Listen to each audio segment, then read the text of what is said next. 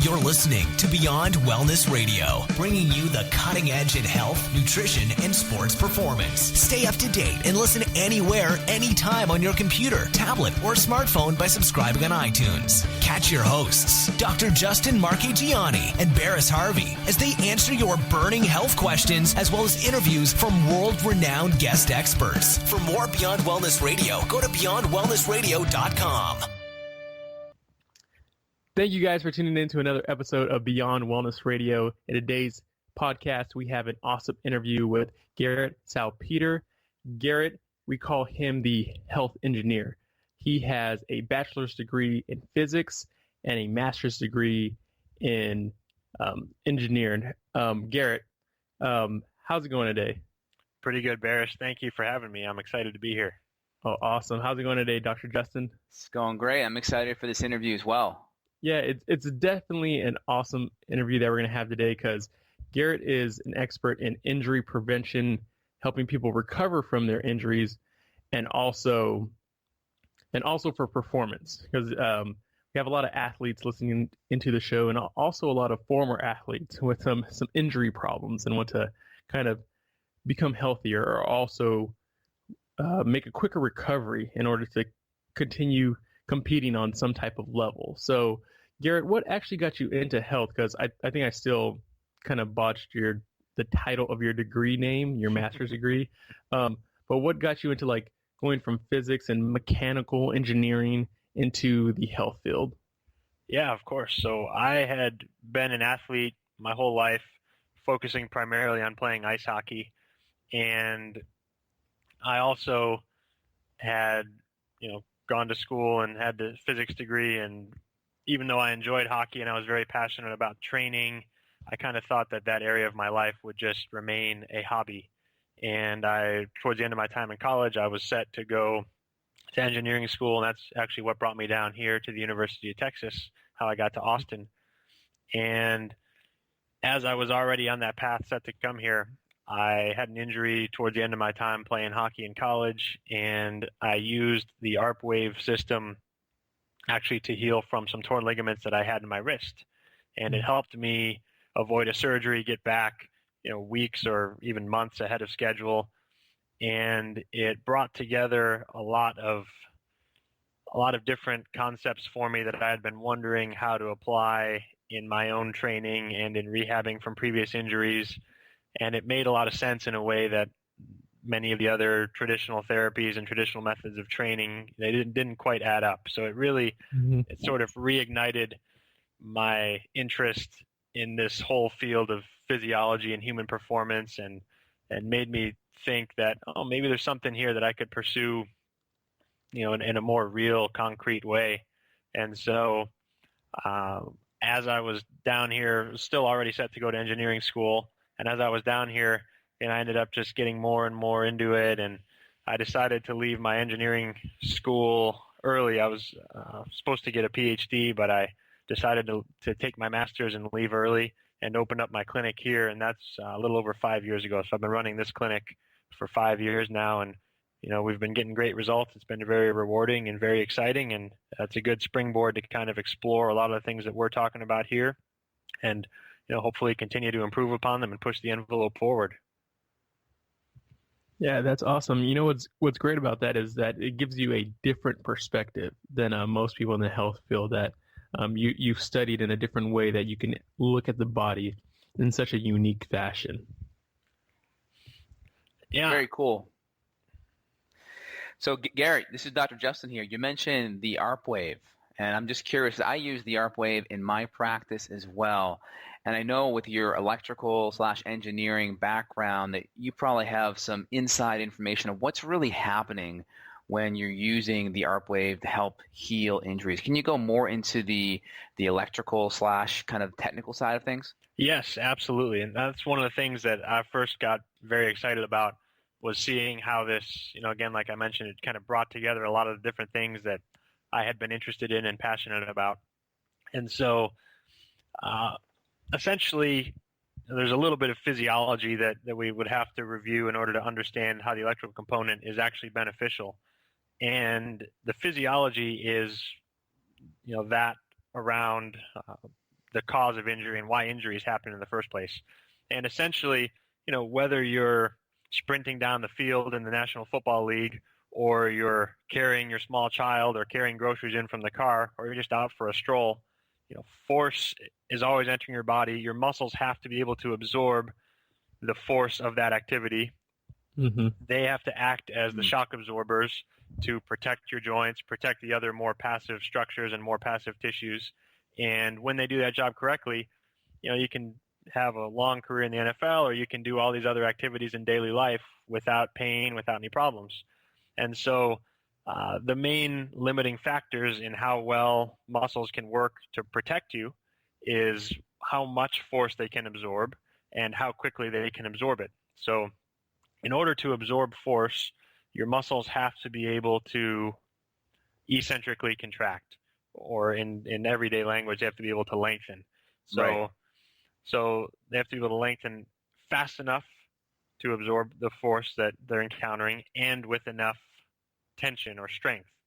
And there are some things like a car accident or falling from 4 stories up that we may not be able to ever prepare the muscles to absorb that amount of force, but everything else that we're encountering in daily life, absolutely we should be able to absorb that force with our muscles to keep us safe.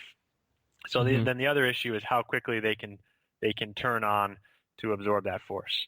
And that is the notion of, well, if I'm running or if I'm jumping and I land, between each running stride, that my foot is coming down and it's having to absorb several times my body weight in 1/10, 2/10 of a second. So not only does it have to absorb many times my body weight, 500 to 1,000 pounds of force, but it has to do so in a fraction of a second.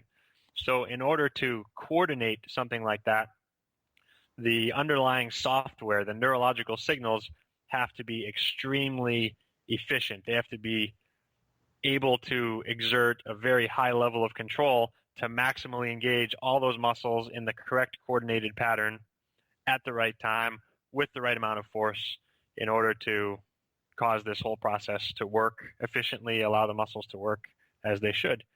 And so there's a lot that really goes into having to absorb force.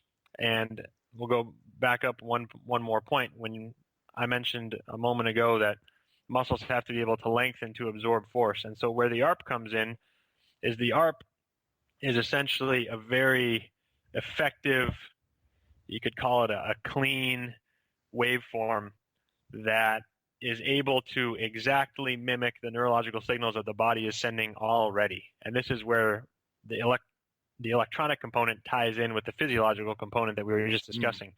So most types of electric stimulation, for one reason or another, they're going to be perceived by the body as foreign. And when that happens, the muscles that are being stimulated by that current they're going to go into a protective contraction. They're going to be shortening, whereas, again, we need to be lengthening. What the ARP is able to do is exactly mimic the body's own neurological signals. It does not cause these protective contractions. What actually happens when the ARP is on a muscle, it mimics the signal that's coming from what's called a muscle spindle. Not to get too technical for all the listeners here, but essentially there's a sensor inside of every single muscle that we have, and that sensor detects changes in length. So when muscles are lengthening, which they have to do in order to absorb force, when they're lengthening, these muscle spindle receptors are stimulated. They send signals back to the spine and the brain. And the ARP, all it's really doing is mimicking those same signals.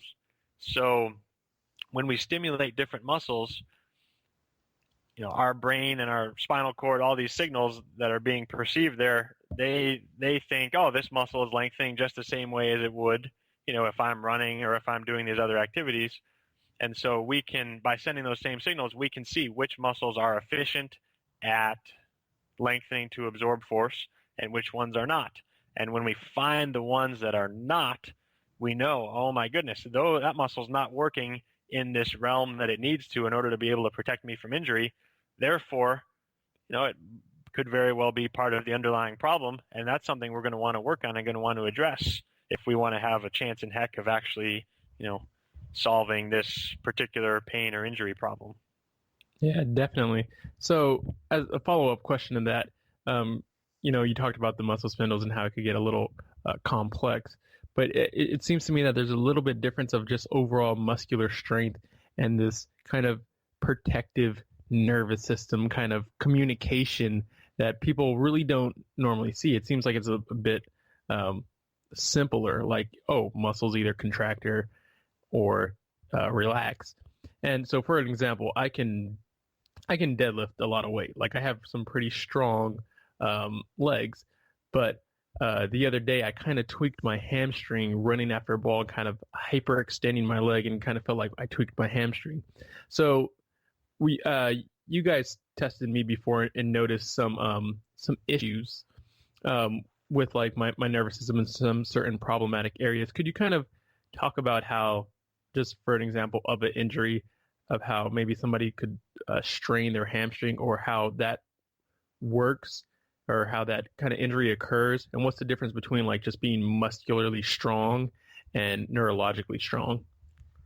Absolutely, Barris. You brought up a fabulous point, and this is one of the biggest things that I try to get across to the people I work with here in my facility, because it really is one of the most common myths or misunderstandings in the training world today, and in the world of athletic preparation, and also injury rehabilitation.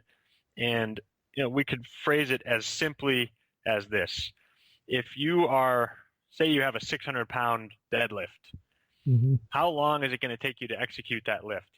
On average in a powerlifting meet, when someone's doing their max deadlift, they're grinding out a rep. It's going to be 2, 3, 5, 6, 7, maybe up to 10 seconds for a rep. Is that right? Yeah, usually it takes a little while to lift weight that heavy, and then going through the bottom, you see people going kind of slow on their way up, and then finally hitting it at the top. Yeah, absolutely. And let's contrast that with what happens when you're on the football field. When you're sprinting down, running your pattern as a wide receiver,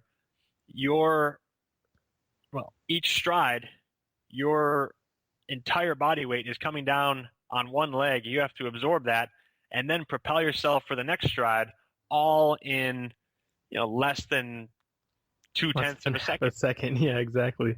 So essentially, you are running a completely different software pattern. In the maximal lift that you're doing in the gym, you're trying to engage. You are engaging a lot of muscle, and it's a good thing, and it has some potential benefits for sure. But you're trying to do it in no matter how much time it takes, in several seconds. Whereas when you're doing it on the field, you have to be able to do it time after time after time in a fraction of a second, precisely and very, very quickly. And I'm sure based on that, you can see how one may not necessarily be an adequate preparation for another. So the neurological coordination that's necessary in order to execute these movements in 0.2 of a second as opposed to 5 to 10 seconds is completely different. And physiologically, a big part of the difference is in the coordination between opposing muscles. Because when you're deadlifting, you're pretty much trying to just fire everything that you can as hard as you can. If you do that in running, you're going to have some problems. In running, when your leg is in the paw back action, when your leg is being pulled back from the top through to ground contact and then extending back behind you, as everything along the backside of your body, your glute and hamstring in particular, as they're all contracting to pull your leg into the ground, your hip flexors need to elongate. The things on the front, the muscles on the front of your body need to elongate. And there's this very precise, extremely high level of coordination that's necessary in order for that movement to be effective, that you completely miss out on the way that most people are training in the gym. They think that because I added 100 pounds on my bench press, all of a sudden I'm better prepared to go out and do this other activity. But in reality, based on what we just talked about, the coordination scheme can be completely different. There's no need to actually, relax some muscles while others are contracting. And vice versa. So to put that into simple terms for our listeners, it's two different kind of communication things going on with our body, where one is like send and recruit as much energy here as possible, and the other one is kind of more this holistic kind of back and forth kind of communication of this needs to contract, but this has to relax at the same time in a high speed kind of activity. Absolutely, yes. Interesting. Well, I think you made some really great points there. I like the hardware software analogy. So it seems like the hardware is somewhat important in sports. I mean, for instance, if I'm not 7 feet tall, I may not be a great center in the NBA, or if I'm not weighing 230 to 250 pounds, I may not be a good linebacker. So hardware is interesting, but you also mentioned a lot about software. And I think, everyone's had the analogy of maybe owning Windows Vista and having maybe a really good processor and lots of RAM, but the computer stinks because the software or the operating system stinks.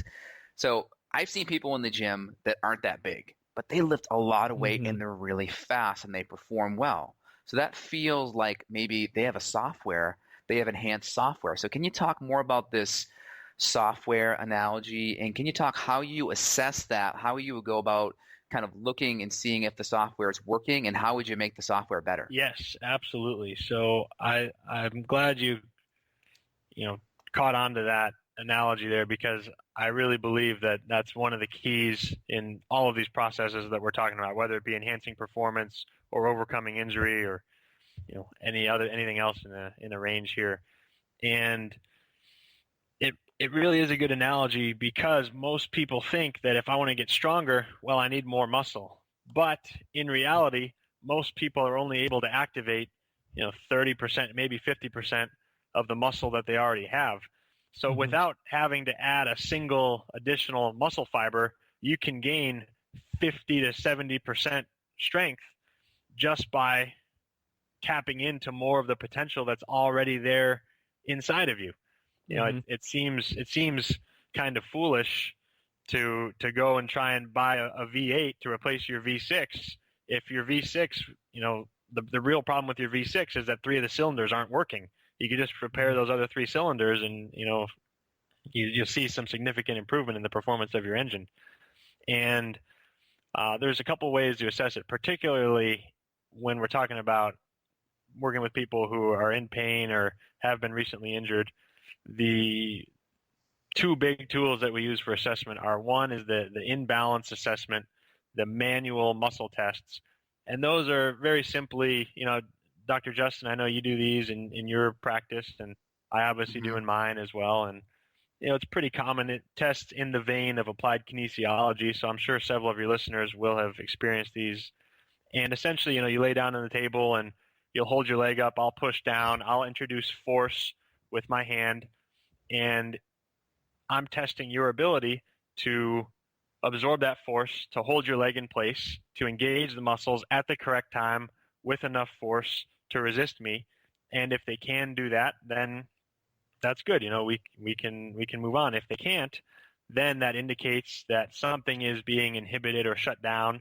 The neurological signal isn't reaching that area because there's a problem in the software program somewhere. And so then we have to go around and see where those problems are, and through various tests and changing positions and introducing feedback in certain areas, we can discover where that problem really is.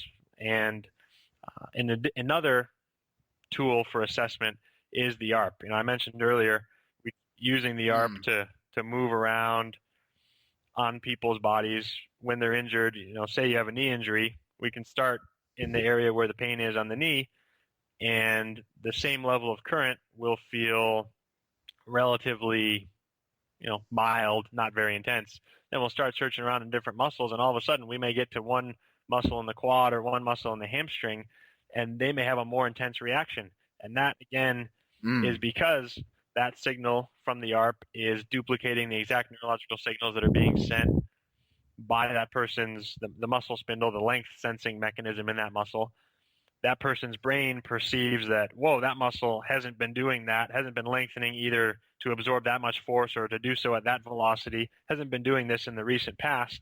And therefore, that person's brain says, therefore, I have to lock down this area. I need to protect it and just give me a chance to figure out what the heck is going on, to sort out this thing, because, something new is happening. And so it's a good way to assess what is working and what isn't working. And between both of these tools, we're able to get a really good sense of where we need to go. And oftentimes it's in a much different direction than you would go in traditional, physical therapy or the other types of rehabilitation that are common out there. So the imbalance, the manual stuff, the manual techniques are really, I would say, a foundation just to make sure that the muscles are capable of working, that the signals actually can get there in the first place. And then with the ARP, we're doing an additional assessment that's kind of a more dialed in, more refined, where we're looking for, okay, we know all the signals can reach this area. Now, which ones can work at a high level or at the level necessary for whatever that person's activity is, which ones can work, and now, which ones are not up to the challenge. That's really interesting, Garrett. And I've seen you, and I've had the same experience too, and I know you have as well, working with Olympians or professional athletes that are at the highest level in their field, and you do a simple, let's say, a rectus femoris muscle test, and you have this athlete that literally could squat 500 pounds, but the 15 or 20 pounds of pressure from your hand, you can move his leg down like nothing. Can you talk about that aspect? Because I see these athletes, they're like, what the heck did you just do? And it has to do more with the software. Can you talk about your experience with that? Yes, absolutely. And it's an experience I've had many times, and one that it can be very surprising to the person on the table, because they're just like you said, they're sitting there thinking, how the heck can I not hold my leg up on this test? If I'm able to go and perform this at some high level or that at some high level. And, my counter to that would be, well, if you're able to do that, but you can't do this simple test here, absorbing this, like you said, 15 or 20 pounds of force, then imagine what kinds of compensations you're having to make. Imagine what other muscles and other areas you're having to call upon, because this one is not up to this simple challenge. There's no way it's up to the task of what it needs to do to efficiently complete these other activities. So imagine what kind of stresses you're imposing on other areas to complete those tasks. Mm-hmm. Definitely. Now, real quick, just because Dr. Justin didn't simplify it for the listeners, he was basically talking about one of the quadricep muscles. Is that what you said? The rectus femoris? Yeah, it would be that hip flexor muscle that kind of allows you to raise your knee up. Exactly. So, and I've done this test, and the listeners out there know that that's how I actually met Dr. Justin, was as a client. And when you do it, you'll feel pretty odd, like, oh, my leg muscle is way stronger than Dr. Justin's arm, but he's able to push it down. What's going on here?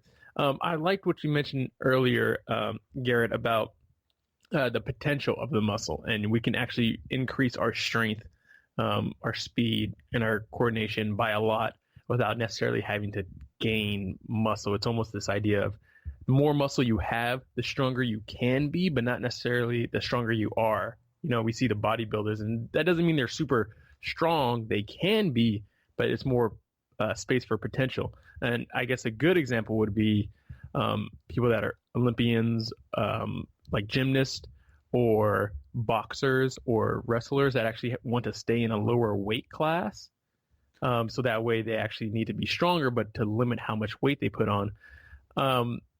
So could we talk about maybe how somebody can maximize and optimize getting that muscle recruitment and making them stronger without necessarily needing to, I guess, gain a bunch of muscle mass necessarily? And then we can kind of follow that up with also just the injury you mentioned, getting injured. How does gaining, making sure that we're communicating with the muscle correctly and preventing the injury? Could we go into kind of both of those in a free flowing state? Yes, absolutely. I really like a lot of those examples that you brought up. People like gymnasts, boxers, wrestlers who have to maintain very high levels of strength, but they can't do it by necessarily always adding muscle, because that would send them out of a weight class. Or the example of comparing bodybuilders and powerlifters. You can have two people who are the same weight, a bodybuilder and a powerlifter, and yet the other one can lift 2 to 3 times more. because of the way that they're training. And I think a good overlying theme here that'll answer these questions that you're bringing up is to think of our brains as governors. So the biggest thing that our brains do for us is protect us. They attempt to limit our output in order to keep us safe. They want to make sure that we live to see tomorrow. They want to make sure we don't expend too much energy. They want to make sure that we don't fire our muscles too hard and risk, pulling them or tearing tendons off of our bones. Our brains really are set up to protect us.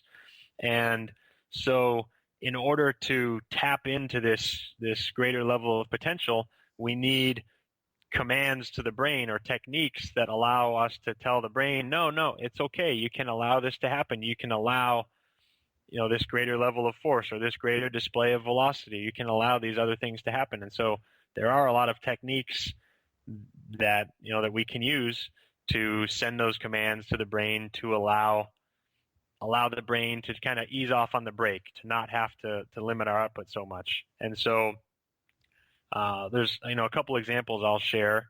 One would be something like the ARP machine, where we're able to send a signal to the brain that these muscles are working at a certain level. That could be lifting a certain load, moving at a certain velocity.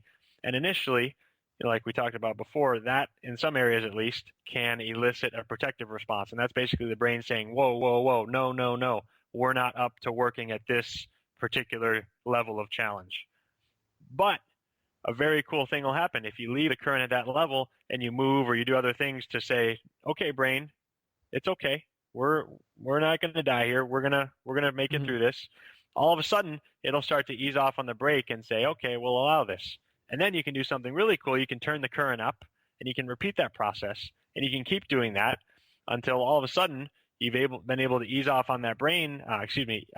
You've been able to tell the brain to ease off on that brake enough that all of a sudden it's allowing you to perform at a much higher level, and you're able to tap into more of that potential that you already have inside of you. And in the context of injury, obviously the risk of injury is a great motivating factor for why the brain would want to limit output in the first place. It's going to think, again, we don't want to do this because, you could get hurt. And the one of the biggest problems with injury in general, and the way that we work to treat injuries commonly, is that these different compensations from previous injuries are never fully addressed. And so what I mean by that is if someone has a sprained ankle, they, the swelling may go down, the black and blue may go away, the pain may go away, and they'll be cleared to return to play. But the brain is, if the brain still senses, there's that ankle isn't quite up to 100%. Say it's your right ankle. Every time you go to put your right foot down, when you're sprinting on the football field, the signal from your ankle is going to say, whoa, we're not 100% stable. So your brain's going to say, whoa, guys, we don't have a stable foundation here. So it's going to limit the output to your quad, to your calf, to your hamstring, to your glute, because it doesn't want to put more force through that leg than can be handled by the ankle.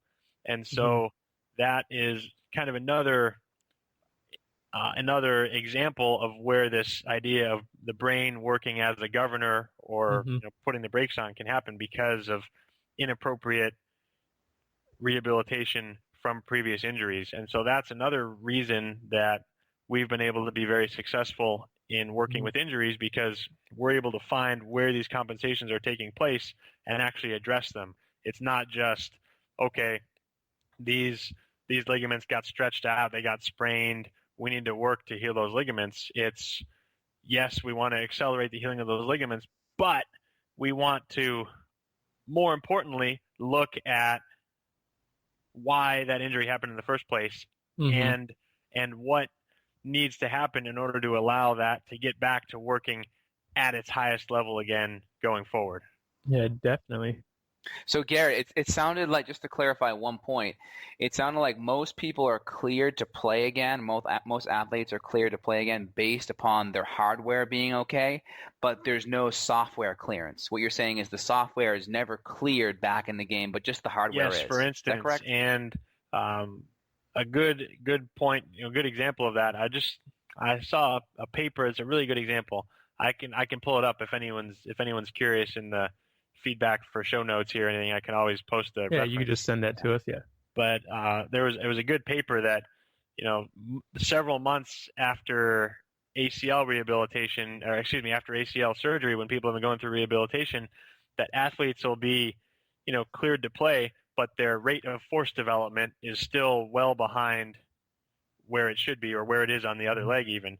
And what that means is there's still some inhibitory influence, or some influence from that injury is left over, a little bit of that brain applying the brake pedal, where they're not able to engage all of their muscle fast enough to actually turn on at the type of speed that they need to perform on the field or on the ice or on the court.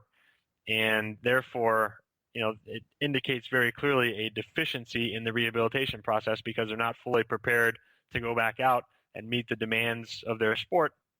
And it's no wonder, therefore, that there's a huge rate of second and third tears and re-injuries and other injuries from various compensations around the first one that was never fully addressed. So there's a lot of interesting issues there and interesting considerations there for sure. Yeah, awesome. So what I'm hearing, and to kind of clarify this for the listeners, is so if you possibly sprain your ankle or pull your hamstring, you'll have kind of like this compensation pattern where you're limping, and it's obvious you're not going to be able to run your 40 in the same amount of speed. But oftentimes we feel like, oh, I'm able to run in a nice pattern, but we still have these kind of, I guess, micro compensation, where if we were to actually test our total output, it wouldn't be at our max performance, but it's small, so we don't really notice it, and it can cause this continuous where we sprain another ankle or we pull another hamstring, and all these compensation patterns start to add up, and where we start to see these movement problems and these people that become well, nobody can see but my air quotes, but they become injury prone. Right? Yes, absolutely. That's exactly what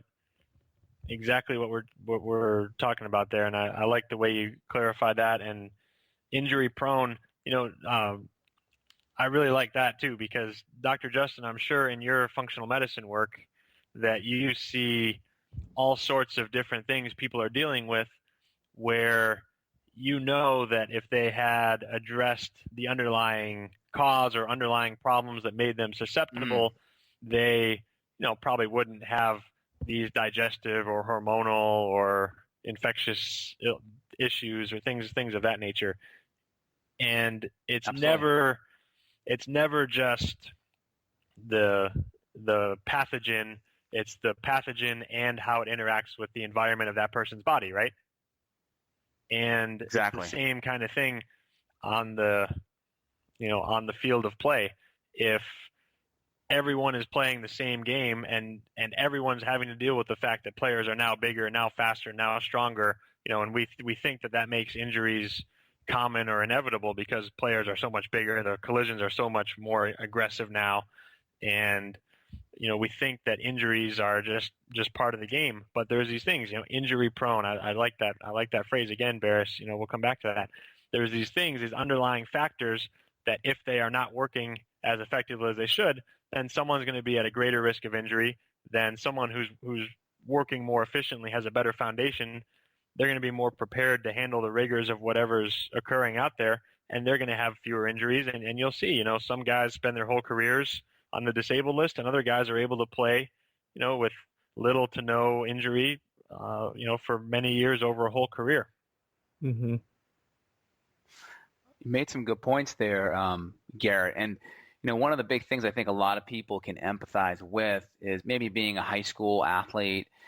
Maybe they didn't go to the college level, but I find a lot of strength and conditioning at the high school level and maybe even at the college level. It's like we just have to condition you so you get tougher. We got to make it so you throw up afterwards. We practice the whole time, and then at the very end we throw in our conditioning when we're super tired. Can you talk about this working harder over working smarter mentality? And can you talk about, what training a nervous system to make it optimal in regarding to getting the best software, how that compares and contrasts to what's typically done? Yes, absolutely. And that's a fabulous point.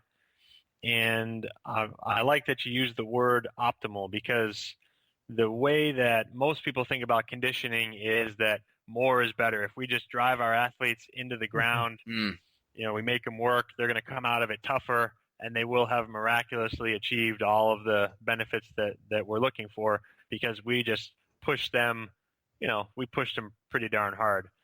In reality, it is optimal and not maximal that we're looking for. And yes, we want to work hard, and yes, we want to work smart. And the way to balance all of these factors is through one good framework would be the inverted U curve or the bell curve. So you have, you have if you have a peak in the middle on the left side, you're going from left to right, you're working your way up towards the peak, you reach the peak, and then past the peak, it starts to go downhill again. So the inverted U curve or the bell curve.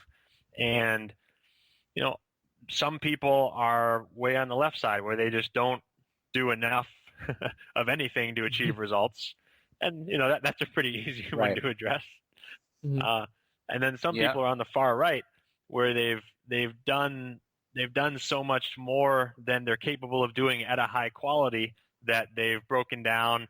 They're causing things to really move backwards, and so they're not getting results either. And somewhere in the middle is that optimal level. And there's some very clear and interesting ways to determine when you're working at that optimal level. And so basically finding the optimal level of training that needs to be done is it's a point at which the stresses are such that they're challenging, they're causing someone to work at a higher level, but they're not crossing over the threshold where they're causing that person to break down. And by that I mean they're breaking down, they can't maintain good position, they're running hunched over, or they're having a fault in their position when they're doing their 10th sprint or their 20th sprint or their 50th sprint, or if they're lifting, you see guys in a high school gym, doing power cleans, and you watch at some of the positions that they're doing, and it's it's scary. It's like they're having a seizure. I know. And so essentially, it's choosing the right amount where you're pushing someone but not causing them to break down because they're excessively fatigued. So simple example. Dr. Justin, you were talking about most coaches will want to do this conditioning at the end of practice, and say they have their athletes running 10 sprints. Well, maybe the first one or two are going to be at maximal velocity. They're going to be giving their all, doing the best of which they're capable. And, after that, the next 7, 8, 9, maybe all 10, they're going to be not able to perform at their max because they're fatigued. And when they're not able to perform at their max because of fatigue, they're going to be running slower. They're going to be using their bodies differently. They're going to be using their muscles differently. Their running form and positional change, the sequence of muscles. There's many things that are going to change. And because that's what they're doing, that's what they're going to adapt to. And if they're adapting to working at this lower level, it's no wonder that most people go through high school and college and they end up, staying the same or getting worse. These are years where they should be making huge, enormous strides in their athletic ability. But a lot of guys come out of college, either slower or only running just as fast as when they entered college. And this is a big part of the reason why, because they're spending so much time adapting to, moving at less than their maximal speed, because very simply, they're just so fatigued from running all these sprints that they cannot possibly work at this highest level. So they're down on the right, on the downward slope of this inverted U curve. And so when we're training people, we want to make sure that we're doing everything right at the highest possible quality, and we're pushing people as far as they can go while maintaining that highest possible quality of work. And you also, talked about being specific. And I know my experience in high school playing sports, let's talk about football, for instance. You got a running back and you have a lineman. And it's crazy because those two positions have two different demands and two different body types. And to force and impart, you guys have to do the same kind of run and the same kind of time and the same kind of recovery. It's crazy to have these same expectations and same recovery time for each.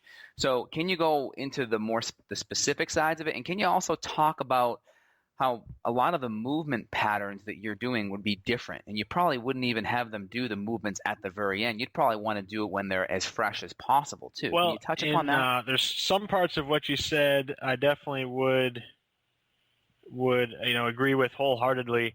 There's a little bit of a distinction that I'd like to make on the issue of specificity, because in some ways I would argue that most athletes really need the same things. We all have the same muscles that have to be coordinated in the same way.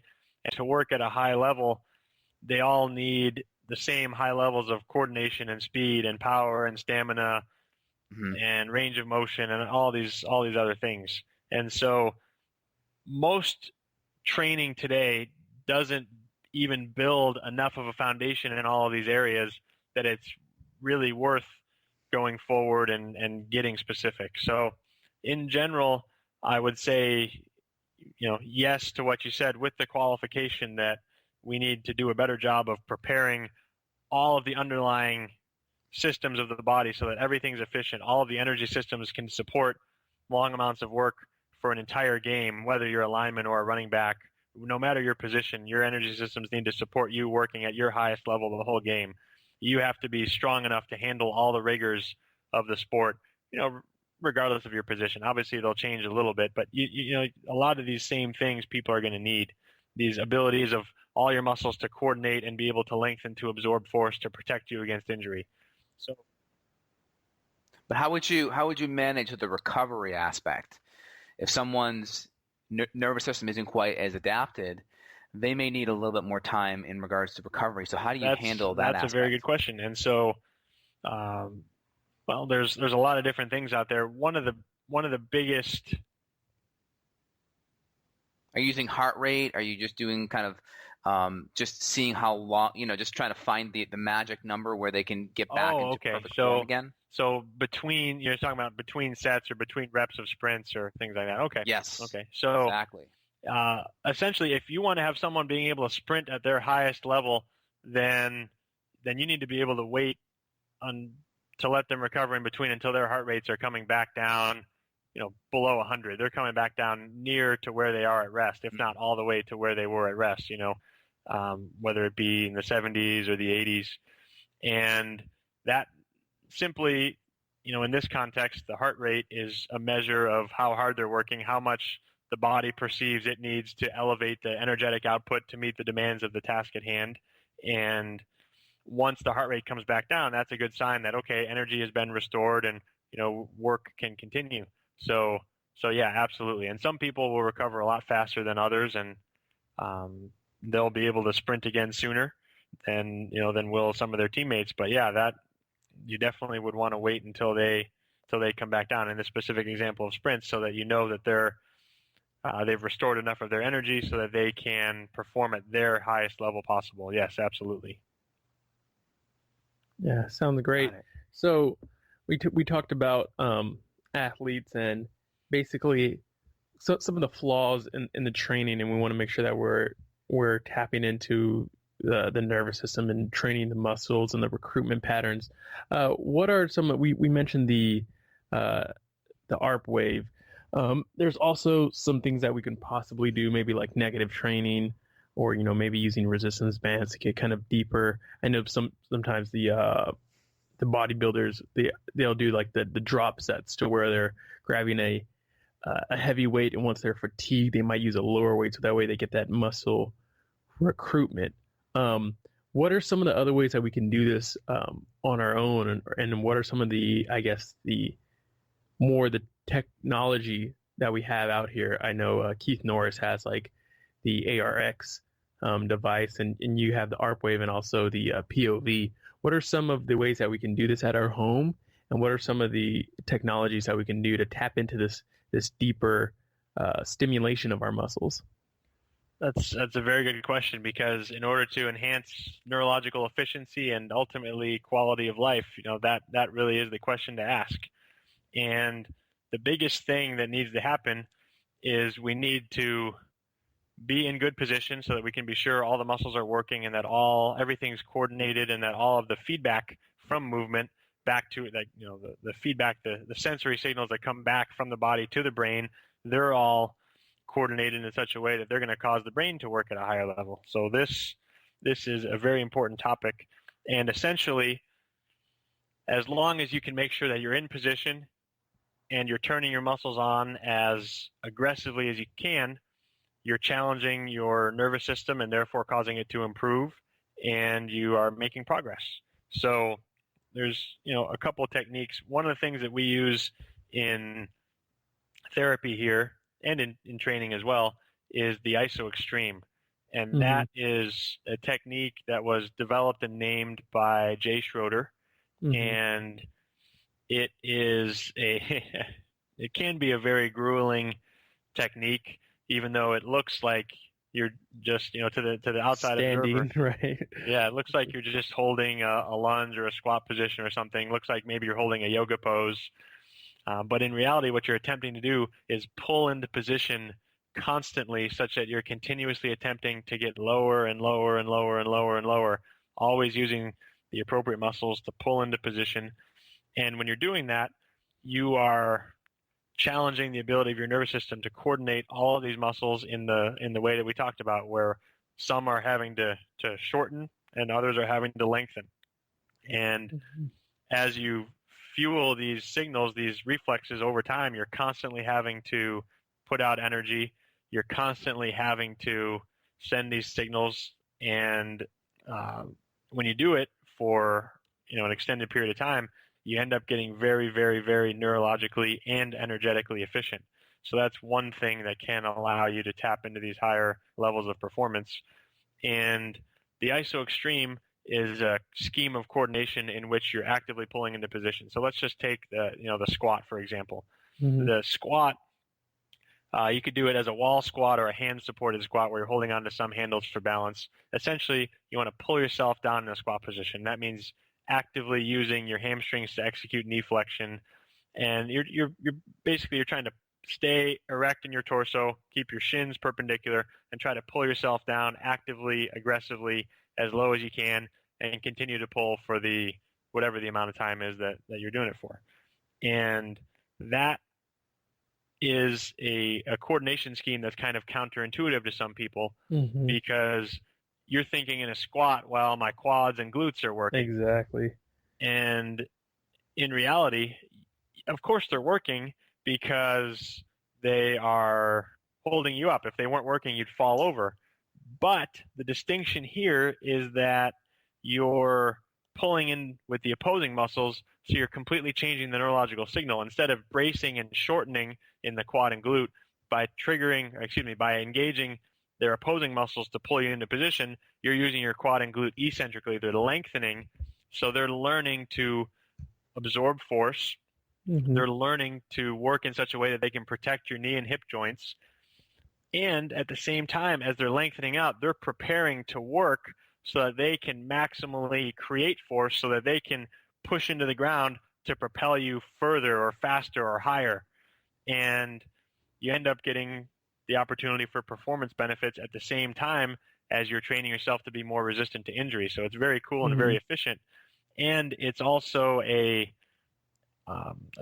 foundation to work into some of these other techniques that we can introduce. So for instance, in here, one other aspect of this is that by pulling into the ground, you're actually amplifying the effect of gravity, which is, again, a kind of a counterintuitive notion that can cause someone to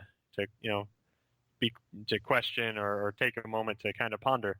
And you're in position. You could just be bracing there, holding up your body weight, or you could be attempting to pull down so that the muscles that are working are having to not only hold up your body weight, but also lengthen to absorb the force of the opposing muscle. So you're kind of amplifying or making harder this exercise.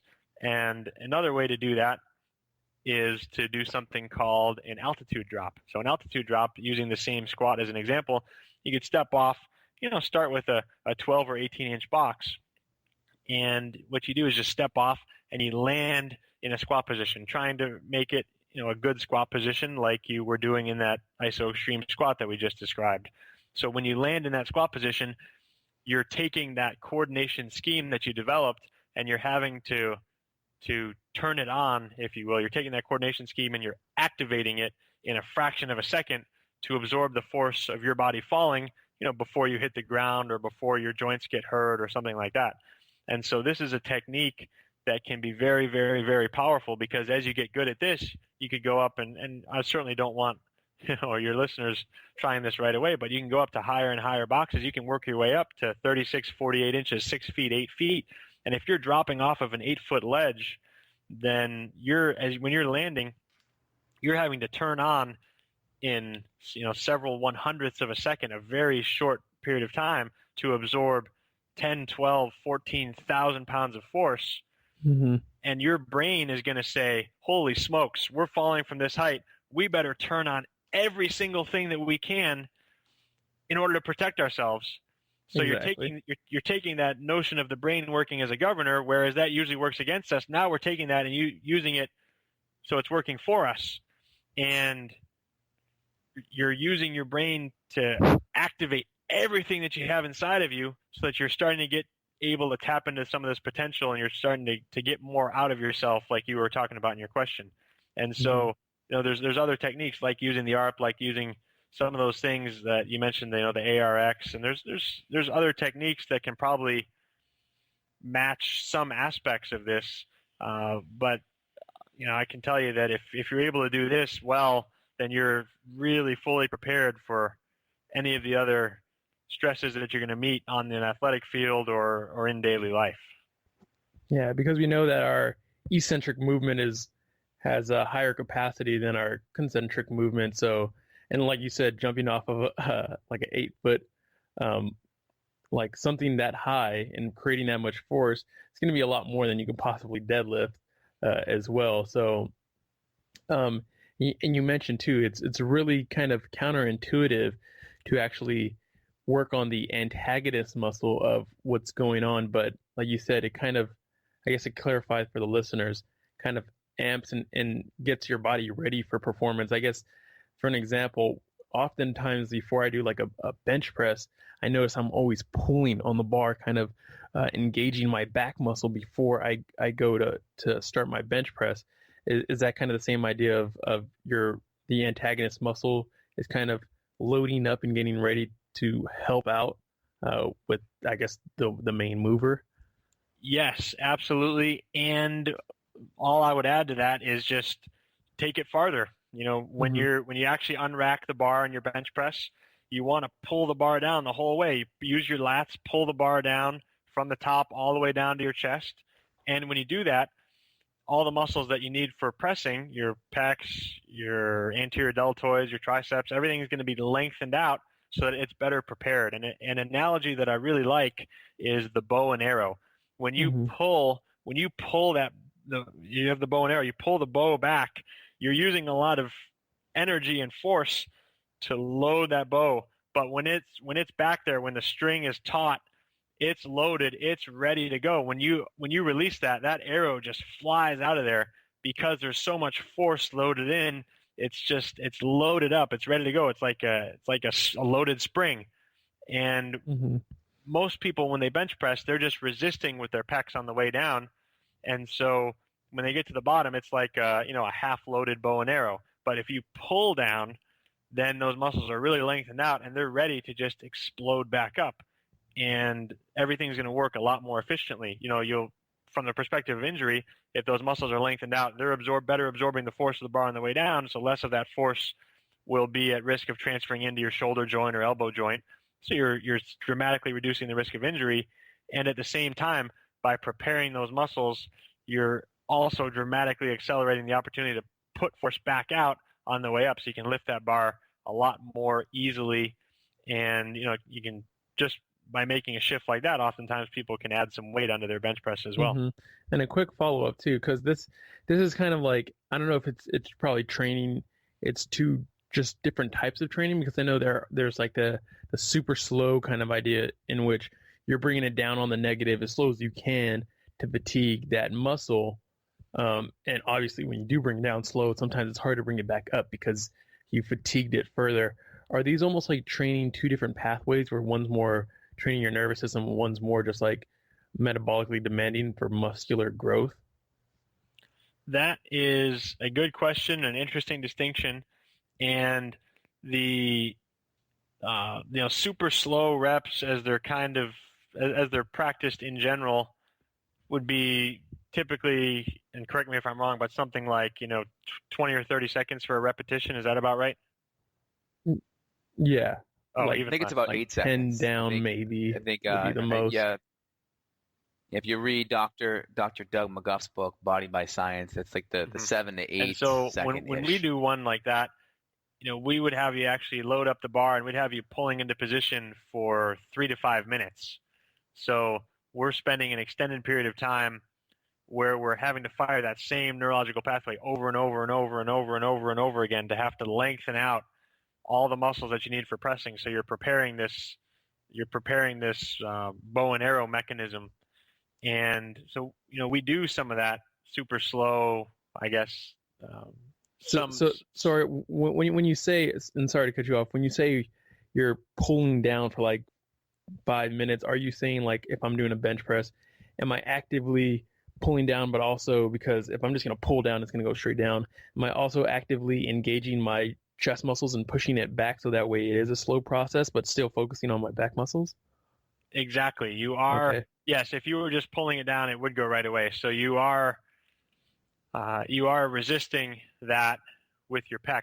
The key is that by pulling with the opposing muscles, by pulling with the muscles of your upper back, by pulling with your bicep, you're engaging those muscles to work in a completely different way. Instead of shortening and resisting the bar, and in shortening, concentric contraction, where those muscles aren't going to be able to absorb force. That force is going to go into your shoulder and elbow joints.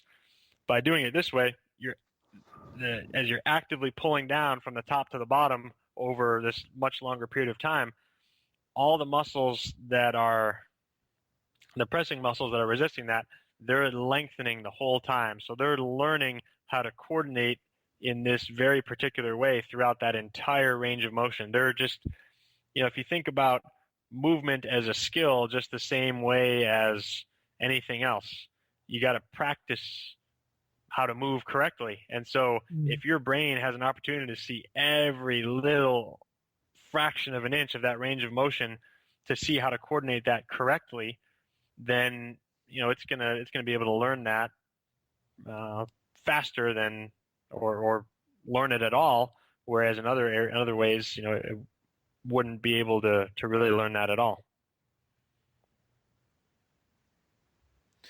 Awesome. Very good points. We're getting close to the end of the show here. I just wanted to make a couple clarifications and get you an opportunity to respond. But I think it's really important, too, to note that we want to make sure people, as they're engaging in maybe these more intense styles of training, that they are in balance, that their nervous system and their software is working optimally. And I know we have similar mentors. Dr. Jay Pietola, he was invited to the World Cup.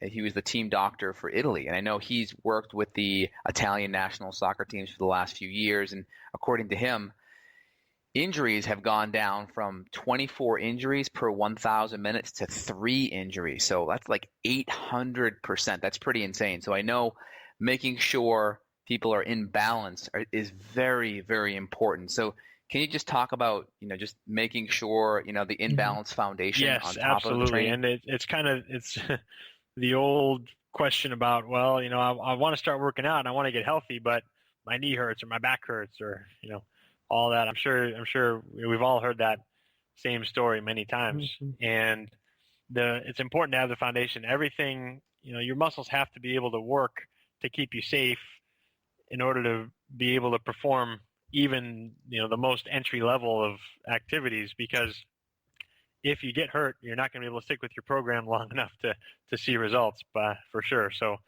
it's a very important prerequisite that you have a foundation like this, where at least you're confident that things are able to work, so that you have an opportunity to actually push yourself without knowing that, oh man, I'm going to be hurt for 2 weeks. I might not be able to get back here to train for another 2 or 3 weeks. So yeah, you got to definitely have some of these prerequisites in place. And so, if any of the listeners here have access to, either Dr. Justin or myself or other people who do this type of work, getting checked in a way like that is very beneficial and very useful, and can lay a foundation for a lot of good things after. That's great. Well, his name is Garrett Salpeter. Again, Garrett has a practice down here in Austin, Texas. His website is arpwaveaustin.com. Garrett, are there more ways people can get a hold of you? I know you are able to see people via Skype. I know you're able to work with people remotely by mailing and shipping out ARPs all across the country and working with them via the internet.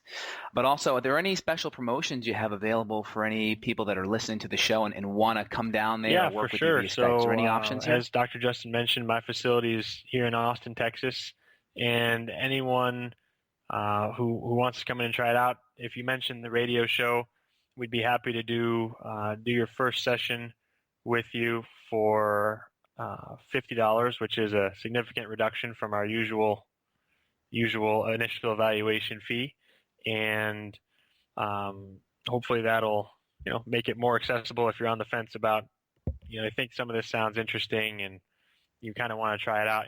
Hopefully that'll make it a little more accessible, and then the subsequent sessions after that, we can put together depending on what people need to do, we'd be happy to offer a 15% just straight off the top discount for anyone who mentions the radio show.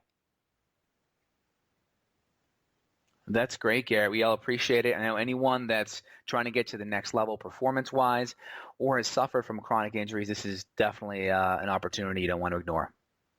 Thanks you guys. Thanks so much, Garrett. We appreciate you having on. Thank you. Thanks. Take care. Pulling down for like 5 minutes, are you saying like if I'm doing a bench press, am I actively pulling down, but also because if I'm just going to pull down, it's going to go straight down, am I also actively engaging my chest muscles and pushing it back so that way it is a slow process, but still focusing on my back muscles? Exactly. You are, okay. Yes, if you were just pulling it down, it would go right away. So you are resisting that with your pec. The key is that by pulling with the opposing muscles, by pulling with the muscles of your upper back, by pulling with your bicep, you're engaging those muscles to work in a completely different way. Instead of shortening and resisting the bar, and in shortening, concentric contraction, where those muscles aren't going to be able to absorb force, that force is going to go into your shoulder and elbow joints. By doing it this way, as you're actively pulling down from the top to the bottom over this much longer period of time, all the muscles that are the pressing muscles that are resisting that, they're lengthening the whole time. So they're learning how to coordinate in this very particular way throughout that entire range of motion. They're just, if you think about movement as a skill, just the same way as anything else, you got to practice how to move correctly. And so if your brain has an opportunity to see every little fraction of an inch of that range of motion to see how to coordinate that correctly, then it's gonna be able to learn that faster than or learn it at all. Whereas in other ways, it wouldn't be able to really learn that at all. Awesome. Very good points. We're getting close to the end of the show here. I just wanted to make a couple clarifications and get you an opportunity to respond. But I think it's really important, too, to note that we want to make sure people, as they're engaging in maybe these more intense styles of training, that they are in balance, that their nervous system and their software is working optimally. And I know we have similar mentors, Dr. Jay Pietola, he was invited to the World Cup. He was the team doctor for Italy. And I know he's worked with the Italian national soccer teams for the last few years. And according to him, injuries have gone down from 24 injuries per 1,000 minutes to 3 injuries. So that's like 800%. That's pretty insane. So I know making sure people are in balance is very, very important. So can you just talk about, just making sure, the imbalance foundation on top absolutely. of the training? And it's the old question about, well, I want to start working out and I want to get healthy, but my knee hurts or my back hurts or, all that. I'm sure we've all heard that same story many times. Mm-hmm. And it's important to have the foundation. Everything, your muscles have to be able to work to keep you safe in order to be able to perform even, the most entry level of activities, because if you get hurt, you're not going to be able to stick with your program long enough to see results, for sure. So it's a very important prerequisite that you have a foundation like this where at least you're confident that things are able to work, so that you have an opportunity to actually push yourself without knowing that, oh man, I'm going to be hurt for 2 weeks. I might not be able to get back here to train for another 2 or 3 weeks. So yeah, you got to definitely have some of these prerequisites in place. And so, if any of the listeners here have access to, either Dr. Justin or myself or other people who do this type of work, getting checked in a way like that is very beneficial and very useful and can lay a foundation for a lot of good things after. That's great. Well, his name is Garrett Salpeter. Again, Garrett has a practice down here in Austin, Texas. His website is arpwaveaustin.com. Garrett, are there more ways people can get a hold of you? I know you are able to see people via Skype. I know you're able to work with people remotely by mailing and shipping out ARPs all across the country and working with them via the internet. But also, are there any special promotions you have available for any people that are listening to the show and want to come down there and work with you via Skype? Is there any options here? As Dr. Justin mentioned, my facility is here in Austin, Texas. And anyone who wants to come in and try it out, if you mention the radio show, we'd be happy to do your first session with you for $50, which is a significant reduction from our usual initial evaluation fee.